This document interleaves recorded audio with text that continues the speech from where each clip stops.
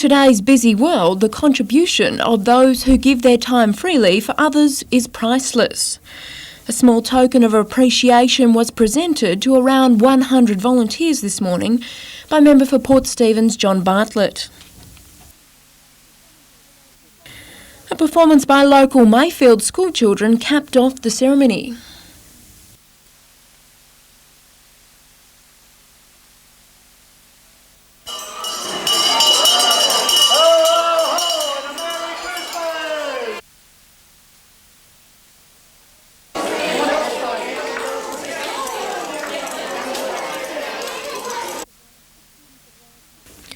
The students of Waratah Public, Corpus Christi and St Phillips also got into the festive mood by holding a pageant.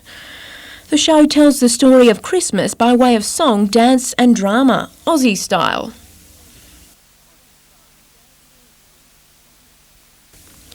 Tanya Carlisle, NBN News.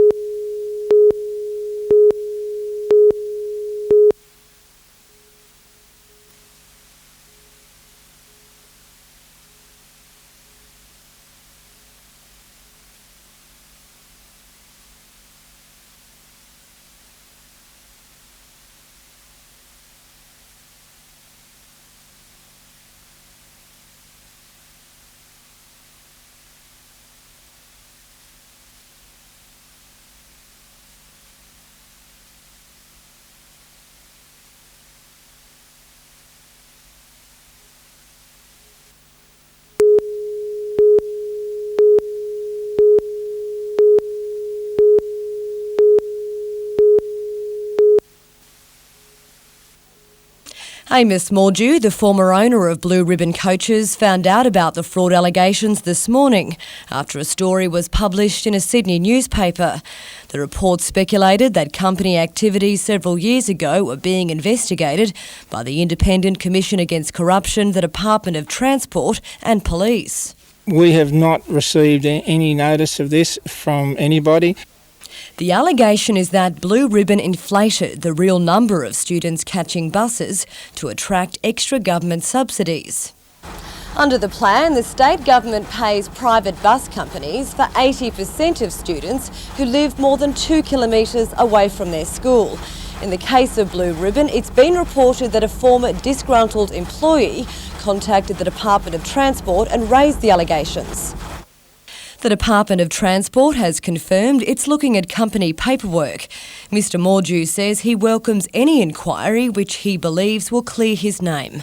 And I don't believe it can be done anyway. I mean, we're audited by DOT at Ramsden, and there's certainly no sense in it. And our family's been in the bus business since 1927. We've got a very good name, and it's a name that I certainly wouldn't tarnish in anything. Vanessa Trezise, NBN News.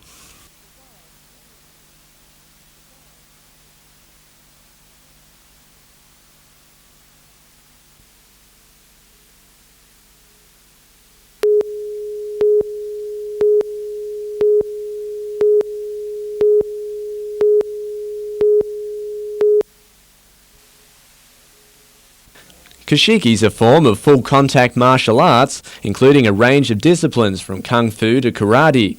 For Mark Gardner, it sometimes incorporates much more.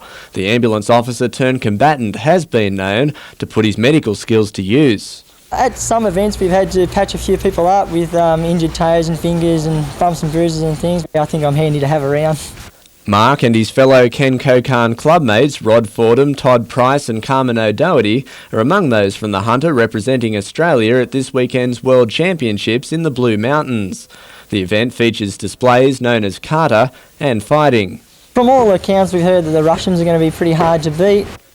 But if the Russians have any size advantage, it won't deter pocket powerhouse Carmen. They've got a smaller target area and you've got like a larger one, so it can work to your advantage. The action kicks off on Friday.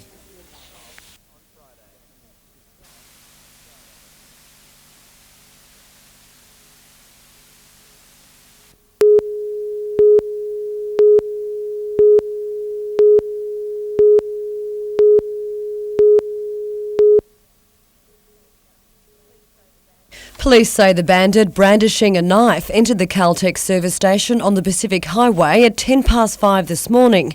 He forced the male attendant to hand over cash before fleeing on foot. He's described as aged in his early to mid-30s, tall, of thin build, tan complexion and wearing dark tracksuit pants and a hooded parka. Meantime, the number of smash and grabs on motor vehicles in inner Newcastle continues to skyrocket. Last night, 6 cars were hit in an area stretching from Union Street to the beach. Vanessa Trezise, NBN News.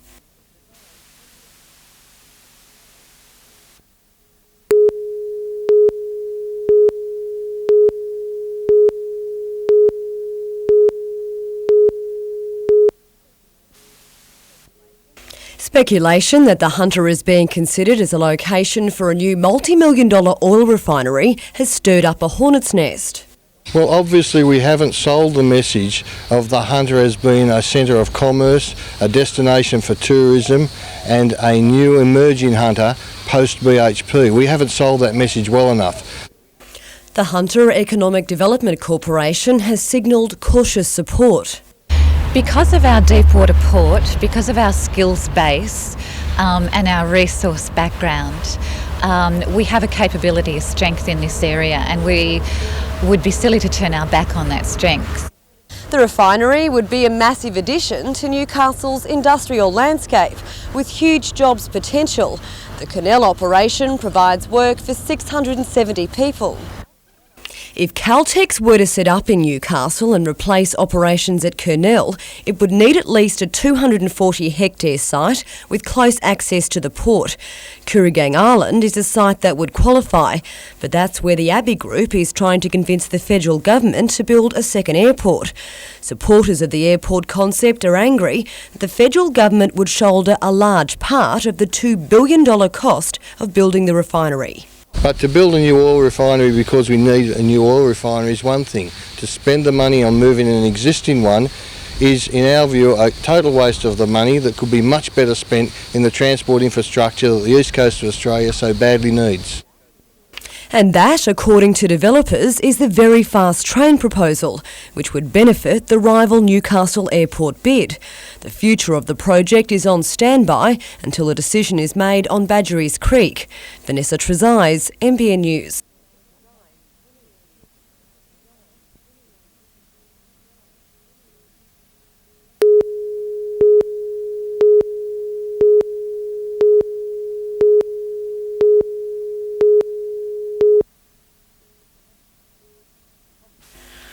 Pommietown was established in 1921 opposite the former steelworks by John Lysart to house the families of newly arrived workers from Bristol. Before his death last year, William Claridge wrote his memoirs of the era in the Pommietown years. He arrived with brother Charles and 7 other siblings. I started work when I was 14 and a half. 18 months later, the manager said, "Charlie, you better get a permit to work day shift." Hundreds of those who lived in Pommietown were reunited at the launch of the book. Charles Claridge, the oldest surviving resident, caught up and swapped stories with some old mates. It was a very good place, really, and we had a good house. The book, which is also a study on working class life, has been a labour of love for its editor Helen McAllan. It's also attracted great interest. I think it is a very interesting history that people do remember. They remember it as an ideal time, in a sense, a good relationship between worker and the company.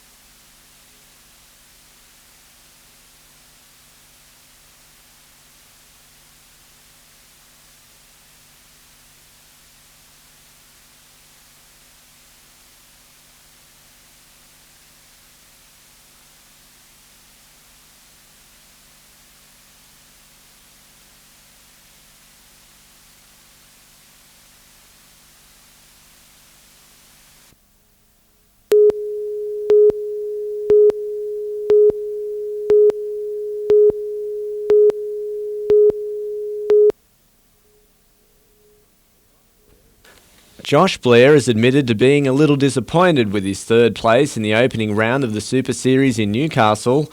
While he might not have the home beach advantage at Coolangatta this weekend, he does have history on his side. I stole it from him last year. I won on Coolangatta Beach, so I'd like to repeat that performance. In fact, it was a sensational performance, Blair outsprinting his opponents to the line. This time around, the event is again a survival of the fittest, with the men doing 5 races in quick succession, 4 competitors eliminated each time. Only 15-minute races with short recovery time, so you've got to really back up for each race and be ready to have that speed on the line. Carly Reid also enjoyed big hometown support in Newcastle last month, finishing a credible 14th on debut. Now she's looking for the same or better at Coolangatta. While it's her first Iron Woman race there, she has competed on the famous sands before. Last time the surf was actually really big and it didn't go too well, but we'll just have to see. There's no swell. Colin Baldwin, NBN News.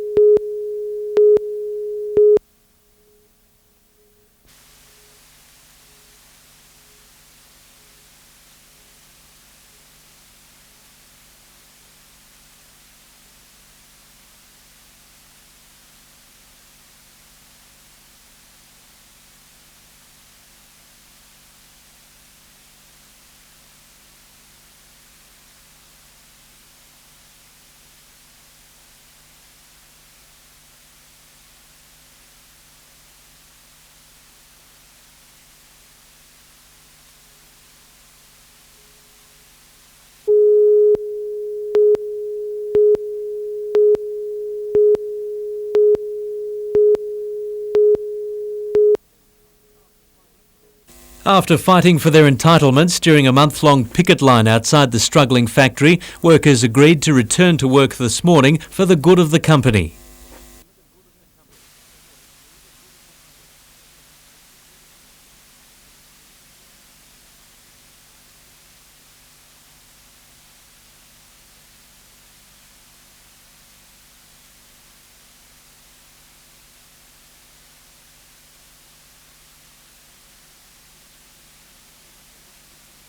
But the victory was short-lived. This afternoon, 10 of the 36 workers were sacked. We've been working sort of all day, and then this afternoon we got a letter saying that we're finished up.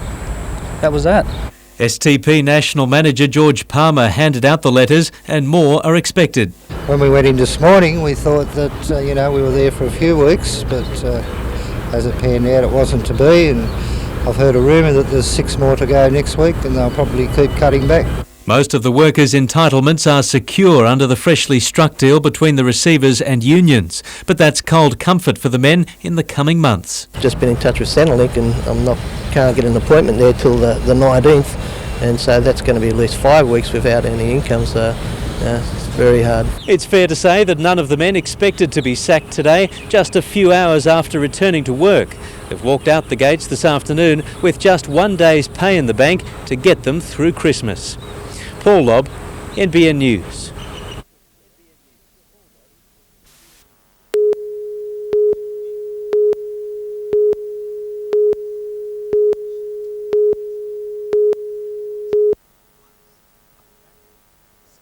Backers of the soil treatment plant, similar to this one at the contaminated Homebush Olympic site, are hoping it's a case of second time lucky.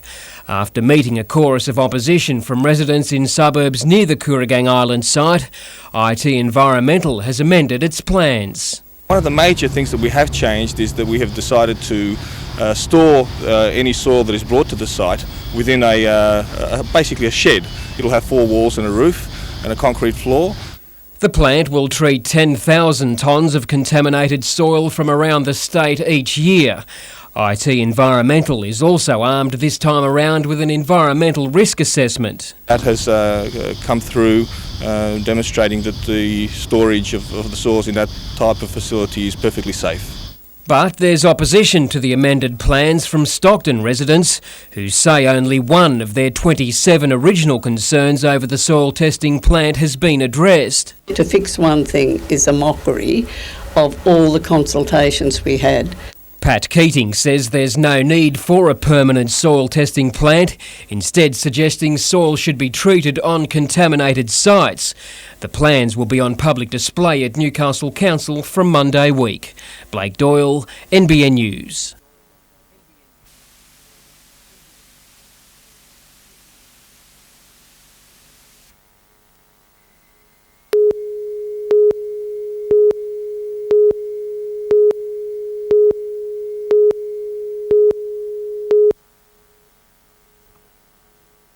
The day started well at Redhead Beach, the morning sun shining bright off some solid glassy waves. A rare sight this week for the Australian Junior Championships. Hometown boy Paul Johnson lapped up the conditions in the first quarter-final of the under-18 boys. The Merewether board rider slashing his way into second and the final 8. Queenslander B. Durbridge showed why he'd seeded number 1 for the tournament, cruising to another heat win and a semi-final spot. Both he and Johnson surfed in the opening semi-final, but it was another Queenslander, Lee Sedley, who starred early with a 7.8 point ride to start things off. Ulladulla's Kai Vaughan was ranked 9th heading into the tournament, so reaching the top 8 was a great result. But Durbridge consistently found good scoring rides, and with Sedley also carving up, it was the 2 Queenslanders through to the decider. Paul Johnson out, finishing 4th. The second semi was a real close affair, with West Australian Kirby Brown showing great form early. Queenslander Corey Ziams was up to his old tricks, while Central Coast's Peter Hayes was keeping the leaders honest as well, with some slashing moves of his own. But Mitch Semple from the Sunshine Coast was shining out. He carved his name to the top of the leaderboard with some great manoeuvres. It set up a big showdown tomorrow, with deciders in all individual divisions to be surfed.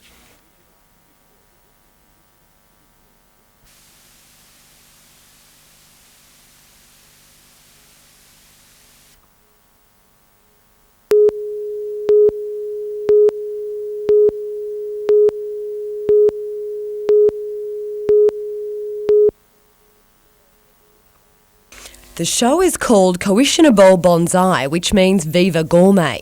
It has a cult following in Japan, broadcast to an audience of 6 million people every week, and hosted by Japanese heartthrob Shazu Mizuko, a retired professional tennis player. This week, it's Kurua crustaceans that are in the spotlight. The crew filming at the local Zach's Seafood restaurant. Owner Lee Anelzark shows how to cook live yabbies that have been anaesthetised in ice. The host is dazzled. He says you can't buy yabbies back home. I never eat yabby before, and I feel it's great. It's very soft, tasty. The show's popularity with a seafood-mad audience is said to be enough to attract food-sophisticated tourists to Port Stephens. People from Japan going to see the TV show about yabby. They will come to here to eat for sure. I think there's a lot of domestic market here too that don't really know how good the yabby really is when it's cooked properly. Sasha Royce, a local crayfish breeder and supplier who is featured in this segment, is trying to crack the Asia market. Well, to export we need to guarantee quality and we need to guarantee the amount. Without those two things, it's very hard to start. Once we get that up and running, we'll then look to getting an export licence. The crew are filming 6 cooking segments in Port Stephens over the next 5 days. One of the locations includes the luxury resort Pepper's Anchorage, and they'll also visit an oyster barn. The show airs in January next year. It'll be telecast in New York, Hawaii and Los Angeles in February. Vanessa Trezise, NBN News.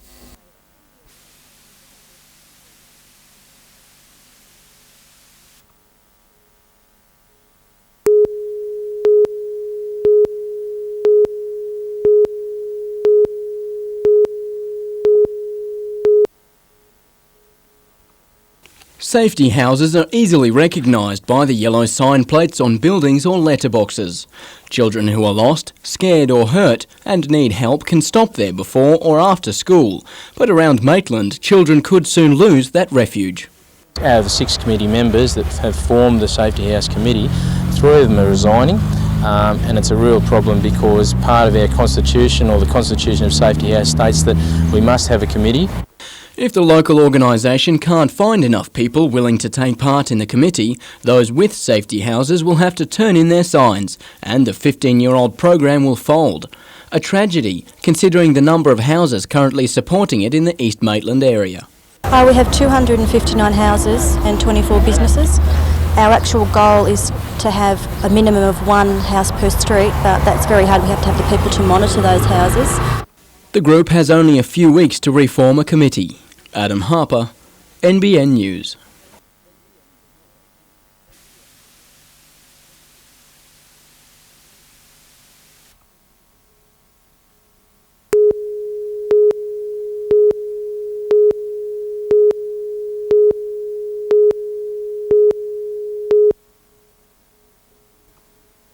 With 145 rooms, ocean views and 4.5-star rating, the Pacific International Waterfront Resort at the entrance is expected to boost Central Coast tourism. Well, I'm quite sure the entrance especially needed another facility, and it's such a lovely area and it just never had the accommodation that it deserved. It's the 7th Pacific Waterhouse apartment building in Australia and is set to compete with Terrigal's established Holiday Inn. But the resort also brings much more than increased competition for the tourist's dollar. 60 jobs for the local community here, with 50% of that part-time and the rest full-time. We believe the capital injection as a result of guests staying here per annum will inject 20 mil into the local community. 140 of the rooms have already been sold and are leased to the resort as hotel-style accommodation. Final completion probably at the end of next week, where the hotel will be completed and all levels occupied. Adam Harper, NBN News.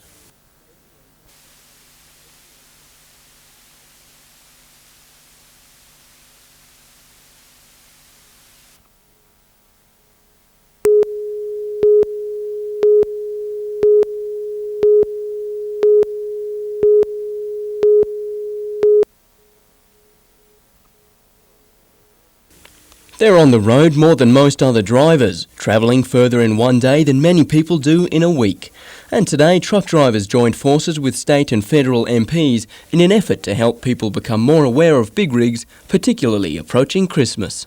A lot of people come out of the city, they're not used to country driving and the faster conditions, and there are a lot of accidents. And involved in a lot of those accidents are trucks. As part of the campaign, the Members of Parliament climbed on board with drivers to learn a bit about the conditions they face on a daily basis. Having been given a first-hand look, they can now tell other motorists about how to drive around the trucks. People should be wary of trucks and make sure they give them wide berth as they move round, and that's better for everyone's safety. Adam Harper, NBN News.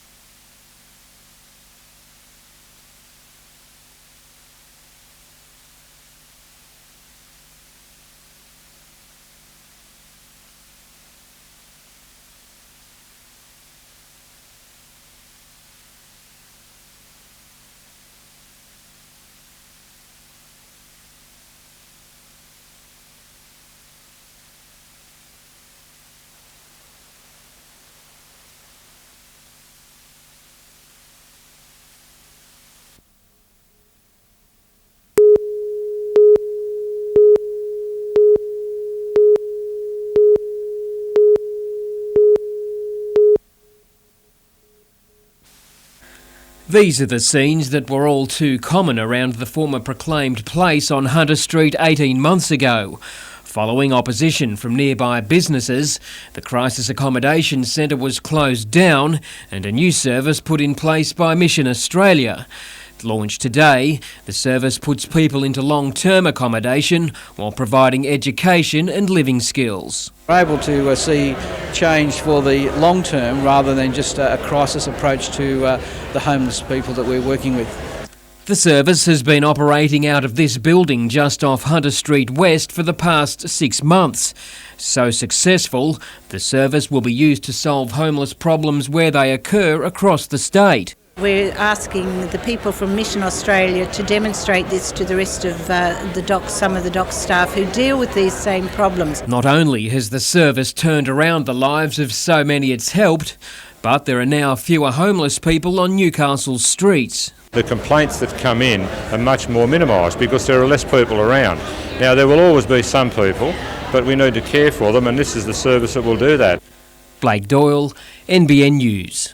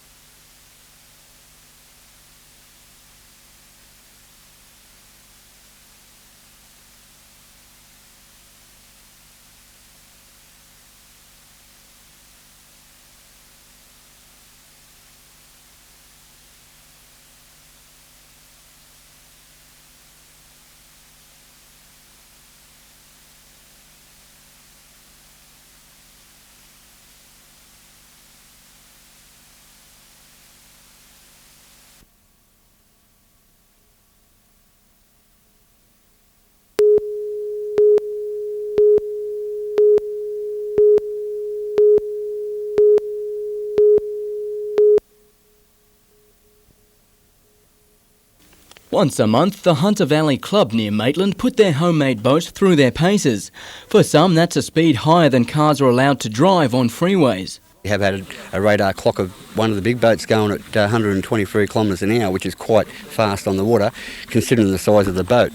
But the weekends are not all about whose boat is fastest. This weekend was more of a training session for the upcoming national titles to be held near Maitland. So recent events have been geared towards tuning and testing, seeing if the boats can go the distance.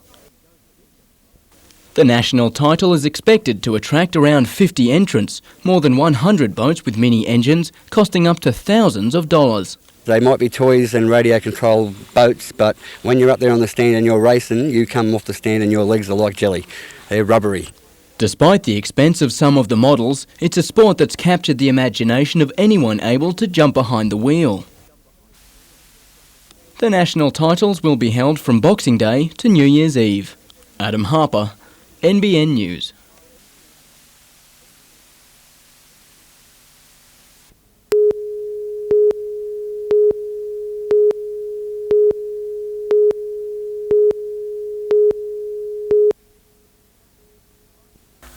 Arriving home today, you could tell Josh Blair was looking forward to his Christmas break, especially now he's jointly leading the series. Puts me in a good position this early stage of the season. The survival event win was the 23-year-old's second in a row at Coolangatta, with Blair simply too strong in the four-man final. But he knows defending champ Kai Hurst is hurting from his sixth placing and will be going all out in the final three races in a bid to make it 3 titles in a row. He was quite disappointed with the results, so I expect will come out firing in the next round. Blair's fellow Belmont Swansea clubby Carly Reid was disappointed with her 14th in the women's. Yeah, it's definitely disappointed. I had a good start in the first couple of rounds and then I just had a bit of bad luck, but never mind. The teenager started well, finishing second in the opening race, but luck soon deserted her in the second. The next round is at Wollongong on January 7.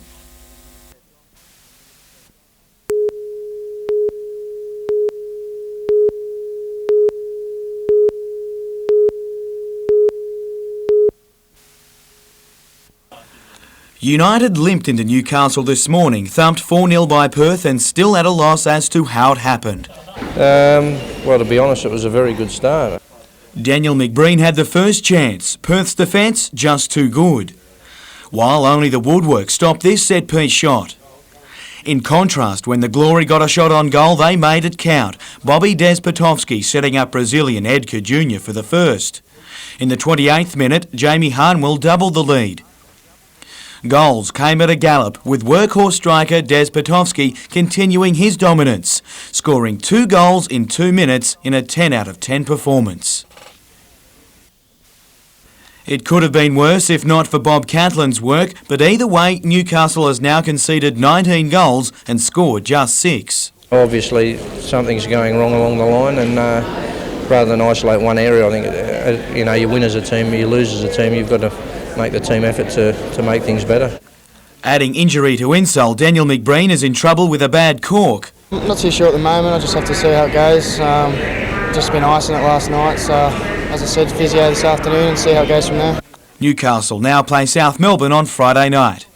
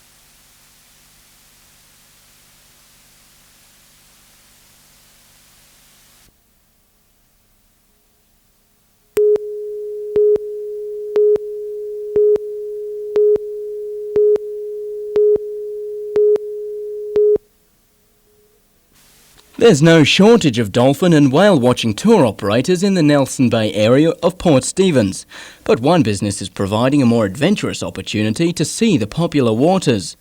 The American vehicle is called a Light Amphibious Resupply Craft, or LARC, and is unique for one special reason. They're still currently in use. The Australian Army and the US Marine Corps still operate the craft. Capable of doing 60 kilometres an hour on the road and 9 knots in the water, the vessel is proving a big hit with snorkelers and divers. So popular in fact that the Duck Dive Australia business has bought another boat, just like their original $300,000 one, to join the Nelson Bay operation early next year. We felt it would be unique in the adventure tourism arena, and we set it up accordingly for ocean-going capabilities. The Australian Army has 42 of these crafts, the Australian Maritime Safety Authority has 7, but this is the only ocean-going duck allowed to carry commercial passengers. They're specifically designed for surf exit and entries. The craft is quite capable of entering surf as high as the craft. Adam Harper, NBN News.